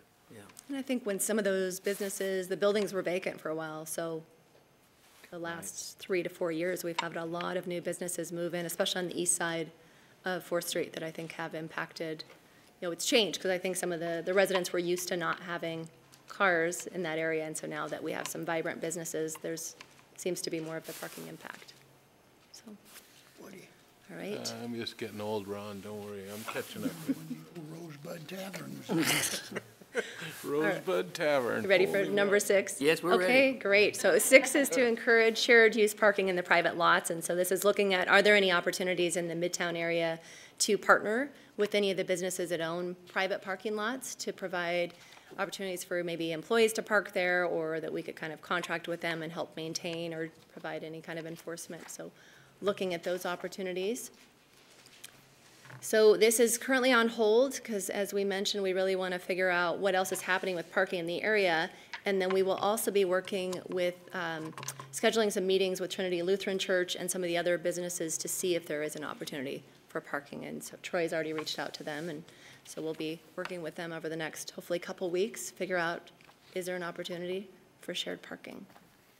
7 is creating a loading zone for deliveries. And so this was something that Rich and Associates recommended, to look at areas where we could have designated loading zones. They kind of expanded that to be for anything for short-term errands, quick pickup. Staff felt like it should really truly just be for commercial delivery vehicles and not for passenger drop-off or for quick errands, anything like that. So, and then also to develop an ordinance. So we would really want to have something in code to be able to enforce this. We are looking at this, there we go. Show you on the map, and then I'll come back to this. This mouse is very slow tonight. So this is the area we're looking at, so in blue. So as you can see, here's Montana, and then here's Roosevelt. So an area that's south of this is Midtown Pub, and this is the Realty Shop, so we have Bluebird. So this area here, we're looking at creating an area for loading zone. We wouldn't cut into the sidewalk, nothing would change. It would just allow them to almost kind of double park, except there wouldn't be any cars next to them. It's the northbound lane, but on the east side of the street. And so we would have signage there. We wouldn't stripe or paint the curb. It would just be designated with the signs, and then there would be something in the code that requires when the vehicles are stopped there that they would put on their hazard lights and probably put out some safety cones and the waterfall pattern or something, just to make sure that they're visible and safe. And they would be back from the crosswalk here to make sure that they're safe and not blocking that vision triangle for the pedestrian safety. I also noted on here kind of locations where some of the deliveries are currently taking place.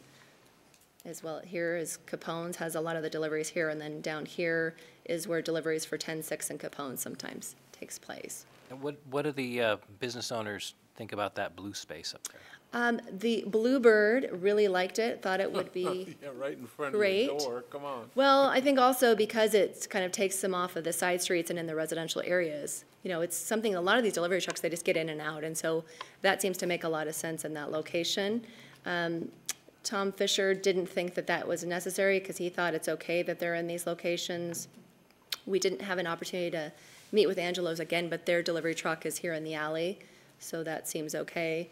And then these ones seem to work pretty well, so. And we have any data on delivery times, how long the trucks are there? We do. So the times that they currently, it looks like they're showing up sometime between 7:30 a.m. and 11. Mm-hmm. And so that seems to be the time when we'd want to sign it and designate it for that and just allow them to deliver during those times. And that was, yeah, consistent with when we were in meetings with a lot of the restaurants on different days. That's when the delivery trucks were coming through, and they do really just get in and get out. But it would be nice to try and get them off of the residential side streets if possible. So if there's limited access in some of those alleys, the one behind Angelo's works, but the one behind Midtown Pub doesn't work very well. I think the deliveries to Capone's works just fine. Mm-hmm. But that area on the east side, we thought that could work pretty well just to be a designated area for those trucks. And we also have on the east side now, we have the retail shops, and so the same thing for them if they have any delivery vehicles. It's not just for the restaurants. Mm-hmm. So we've identified that, and so the next steps, if council supports that, would be for us to draft the code, get that adopted and implemented, get the signage in place, and then start enforcing, and then determine how well it's functioning and see if we need to make any changes to that as well. And then this is a photo just showing, so this is the one behind Angelo's in the alley, so that does seem to fit. Snugly. Snugly, yes, especially with the snow and the tree branches. So this is the area where we would be looking at doing the loading zone with the signage. So number 8 is marketing of parking lots. And so this is something that Annika and Rich and Associates said, you know, we really need to do a better job of getting the word out there. Not only do we need a sign, do a better job of that, but also getting the word out through flyers and posters and social media and online information. And so this is something we did talk to the restaurants about over the last month. And they had some great ideas as well. So I'll talk to you about that. So, you know, really they agreed that if we could get some kind of map that they could share on their websites, on Facebook, on Twitter, that would really be effective. If we could update our city. We have an online map right now, and it shows the downtown parking lots, but it doesn't really show the midtown ones very clearly, so we could easily do that so that that information can be shared. We talked about, are there creative things to do too? Are there table tents we could do for the businesses? Council Member Miller had suggested in the past there was a talk about maybe a static window cling kind of map that could go on the windows for the businesses so that patrons can see those. So those are some cool things. Do obviously a public service announcement. We could do that with a map. And then trying to figure out, is there something we could do on maybe Google Maps or Waze so that when people are looking at that, they can actually see where the public parking is? And I was looking at some of the restaurants' Facebook pages too, and on the About page, you have a map. It's just a generic map. Is there a way to add the public parking to that as well? So we'll be doing some exploration of that. But I do want you to know some of the businesses have already made some efforts. They're totally willing to do more. So Bluebird has shared posts before on Facebook and Twitter where they actually did their cool little Bluebird on top of the new signs and kind of sharing the word on, hey, how do you get to these public parking areas? And then Tom Fisher, on the back of his menu, he has this map, and it shows where the free parking is located, which is great. So really trying to get the word out. He also said whenever people come into their restaurant, the servers ask if it's their first time, and then let them know, make sure that they know that there is free parking. Try and keep them out of the residential areas. And then he also went an extra step, and he added his own little parking sign off of his building. I don't know how many people see it, but it is creative way to get the word out. So number 9, identifying future public parking lots. So trying to figure out opportunities to get additional public parking lots and discourage parking lots that aren't either public or serving residential uses. So we don't see a lot of development in Midtown, and the projects that Ignite is seeing are mixed use with residential. So I think opportunity there for some shared parking and residential parking. So this is really on hold until Ignite makes their decision on those development proposals, and then continue to work with Ignite CDA on any other opportunities to try and create new public parking lots before the Lake District expires. And then number 10 is to continue working on that 50-50 ratio for the public-private parking. And so this is something, again, through all these efforts we're looking at for shared parking. It doesn't as much do that because it's not in our ownership, but it is creating more opportunities for parking. But anything we can do with the acquisition of the property on 3rd Street, and if there's other locations we identify, that would really help get us there. So again, kind of awaiting those opportunities and discussions that we're going to be scheduling with the Trinity Lutheran Church and other businesses. So staff had, in our discussions on this parking plan, we also had some discussions with the restaurants about some of their ideas. And one of the things that we'd heard in the past from both Midtown Pub and Capone's was the need for some of those rectangular rapid flashing beacons, those pedestrian activated lights at the crosswalks, just to make it so it's safer for people. And so that was something that came up again. We said this is really a critical part of this parking plan for Midtown, and so we have asked Tony Burns if that's something he could explore with Ignite CDA, if they could purchase those. They are about $7,000 to $8,000 for a pair, so it'd be about $16,000 for the 2 intersections, and then city staff would be able to install those for cost savings. We also heard from one of the restaurant owners, maybe we could consider installing some additional speed limit signage, especially as we're now going to be adding, if we add the loading zone and the RRFBs, just to make sure people are going the right speed as they enter that core area of Midtown. This one, the third one, is really kind of a critical thing. If we can continue to help the businesses and the residents all work together, and it would be ideal if they would form, maybe it's even a loose association or something where they can support each other, help improve communication, help spread the word about events and exciting things in Midtown. I think this would go a long way for them. So we're going to be having a meeting with the Midtown stakeholders, and I think this is something we'd like to be looking for people that are willing to help us with that next step.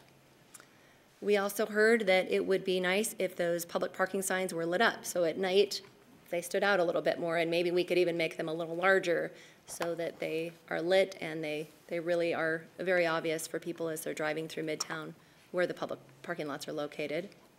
Another thing we heard is that Ignite has those little sandwich boards out there with the sign saying it's free public parking, but it restricts overnight parking, which that's not the problem. The problem is that it restricts it from 11 p.m. until 6 a.m., and some people are at the the restaurants until 1 in the morning, and so people think that they can't park there without getting towed. So that's something that Ignite's willing to look at that and see if that can make that simple change to their signs. And then we also heard a suggestion that if the Lutheran Church could add some signage in there, because some of the patrons have either been informed that they're not supposed to park there in a not so nice way, or have been concerned that they might get towed. There's no real signage that that is the church parking lot. There's maybe one little small sign in the middle that's sunset towing, and so it would be nice if it's a little more obvious for people coming to Midtown that it's a private lot, so that there aren't any issues with that. But if we can work through a shared parking agreement, maybe that's a non-issue, and we can allow people to park there. So our RFB locations are noted here, and as you will recall, we've had several, well, I don't know how many we have now, Chris? 15 in the city, and we've heard great responses. They are very effective for safety and for driver compliance with yielding.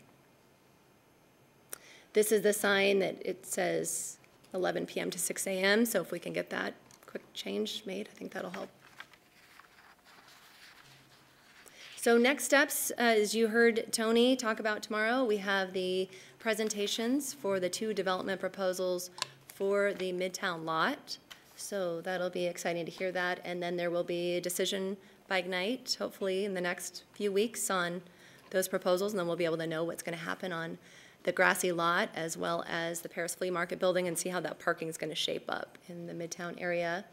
We're going to continue to work on that property acquisition for the strip of land south of the 3rd Street parking lot, working with scheduling that meeting with the Midtown stakeholders to kind of talk about the next steps, and also hopefully get them to want to move forward with some kind of association.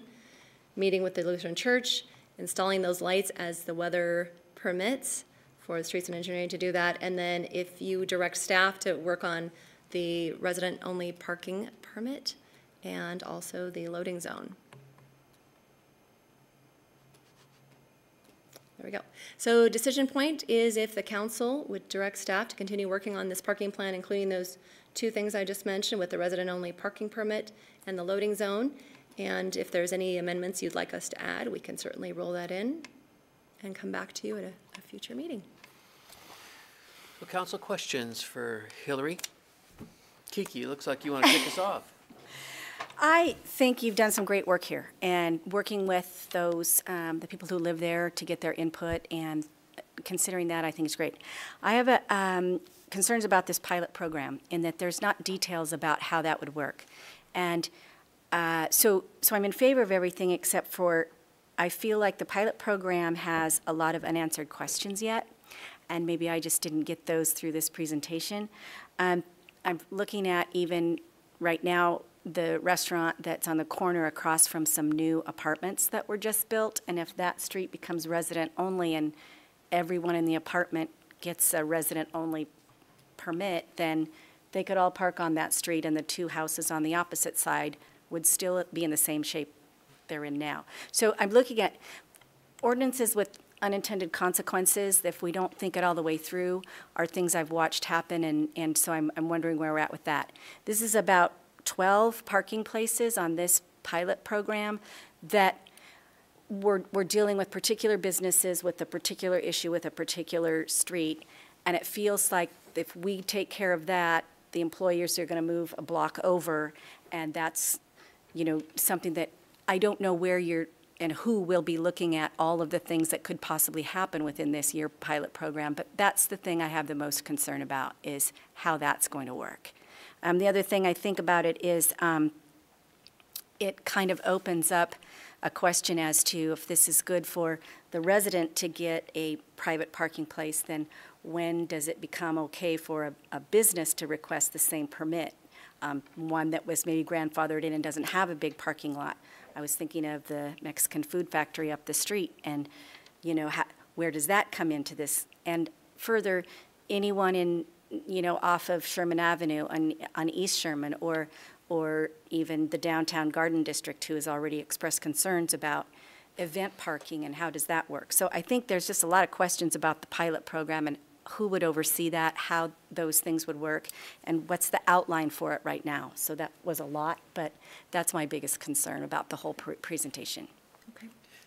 One answer, Kiki, on Reed is that that apartment house would not qualify because it's not in the zone. The projected zone is the south side of the street from the east side of those midtown lots to the corner. So that apartment, it would just be the 3 residences there that were So it's basically not residential only parking, it's a private parking place by permit with the homeowner in front of it. Those homeowners can obtain of those 3 homeowners there, if you get a permit, you could park in front of your neighbor's house if you wanted, correct, Hillary? That's correct. It's a permit to park in that stretch with a residential permit in that. But that apartment house, I can see what your concern would be, is that you have 8 apartments in there and you get 8 people, but they're not included in that area. So that's an answer to one of those questions that you had.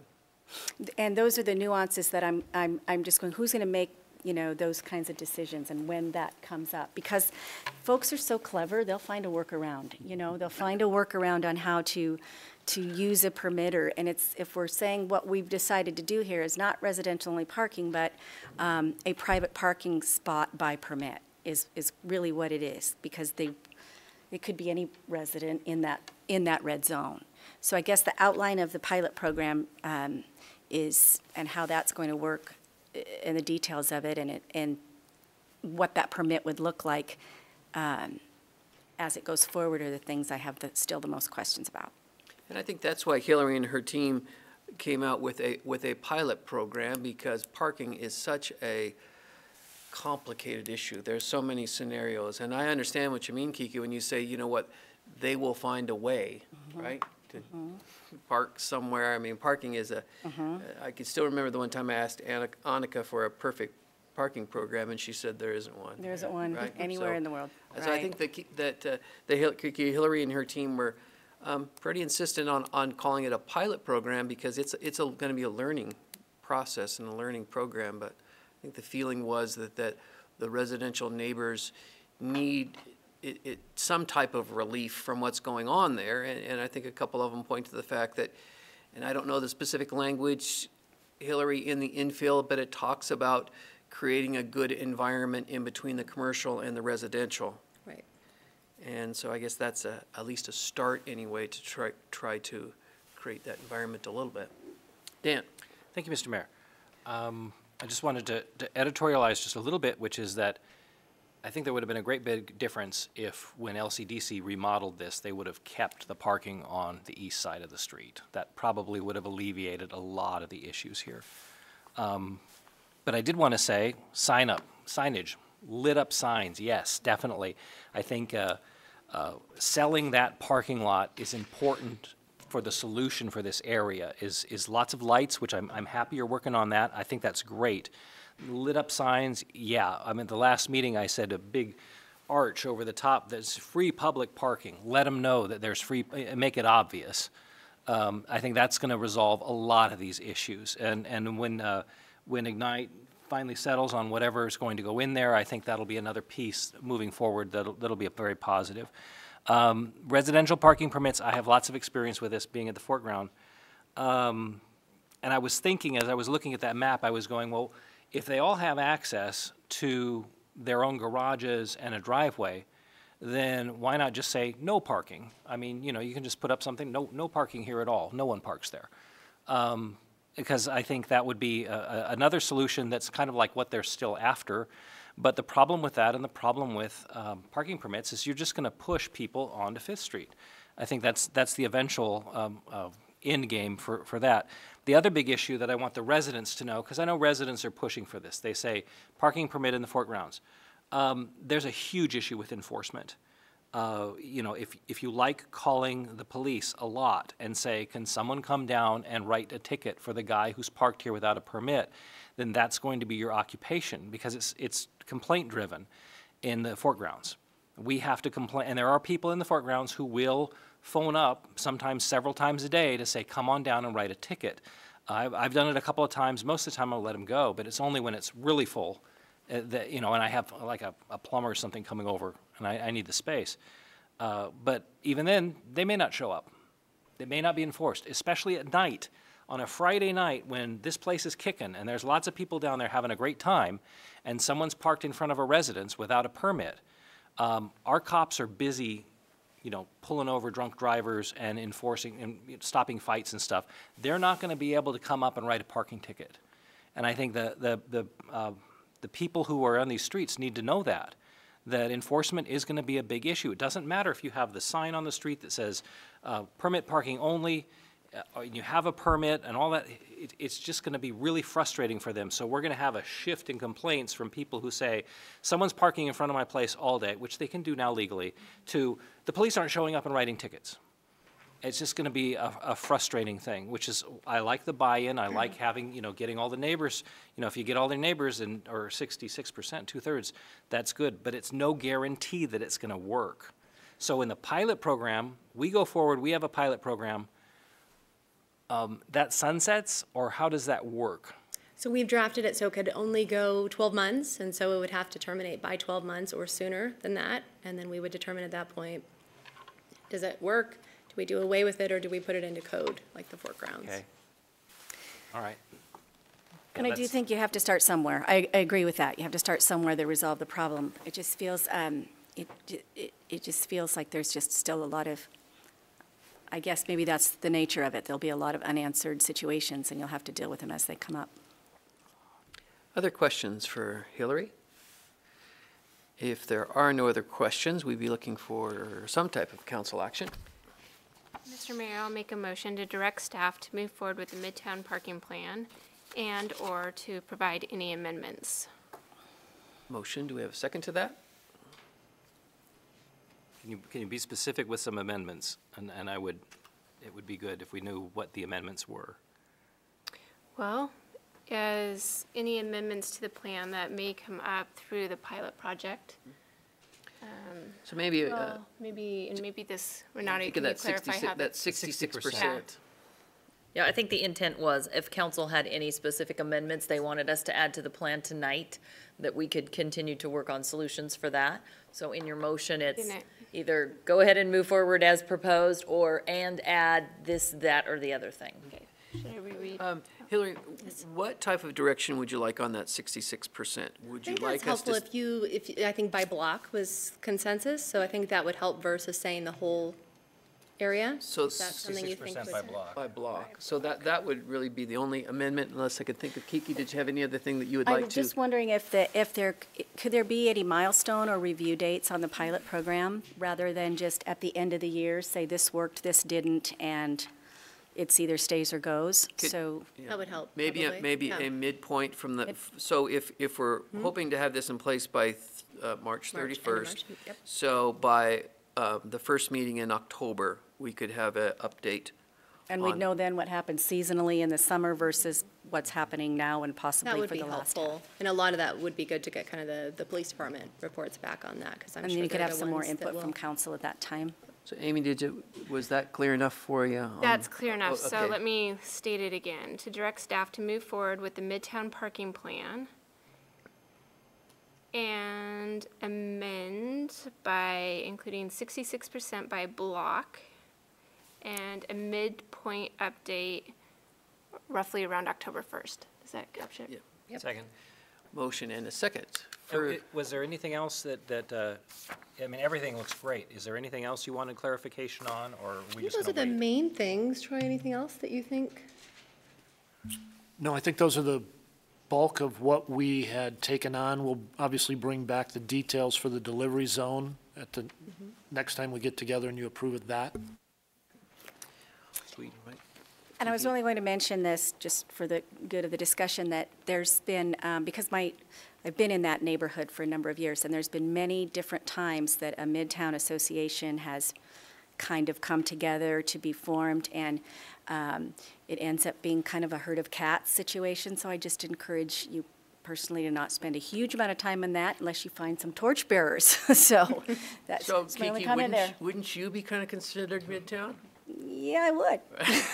Just suggesting. Thanks for asking, Yeah. but no thank you. Would you read the motion again? The 15-paragraph motion. I'll do my best, Ron. Motion by Evans, seconded by Gookin, to direct staff to move forward with the Midtown Parking Plan to include the 66% by block within the residential parking pilot program and a midpoint update in October. Any further discussion on that? And so I just want to clarify again, so we classified it by 3 blocks. Montana needs to have 2/3, Roosevelt 2/3, and Reed 2/3. On Roosevelt, it's both of the people. You can't have one because that's only 50%. So just, that's a clarification issue there. Okay, all right. All right, so all of those in favor? Aye. Any opposed? Motion carried. Mr. Mayor, I would move that we enter into executive session pursuant to Idaho Code 74206D to consider records that are exempt from disclosure as provided in Chapter 1, Title 74 of Idaho Code. Subsection F, to communicate with legal counsel for the public agency to discuss legal ramifications of and legal options for pending litigation or controversies not yet being litigated but imminently likely to be litigated, and subsection I, to engage in communications with a representative of the public agency's risk manager or insurance provider to discuss the adjustment of a pending claim or prevention of a claim imminently likely to be filed. Scary stuff. Second. Motion and a second. Any further discussion? All those in favor? Aye. Any opposed? We are in executive session.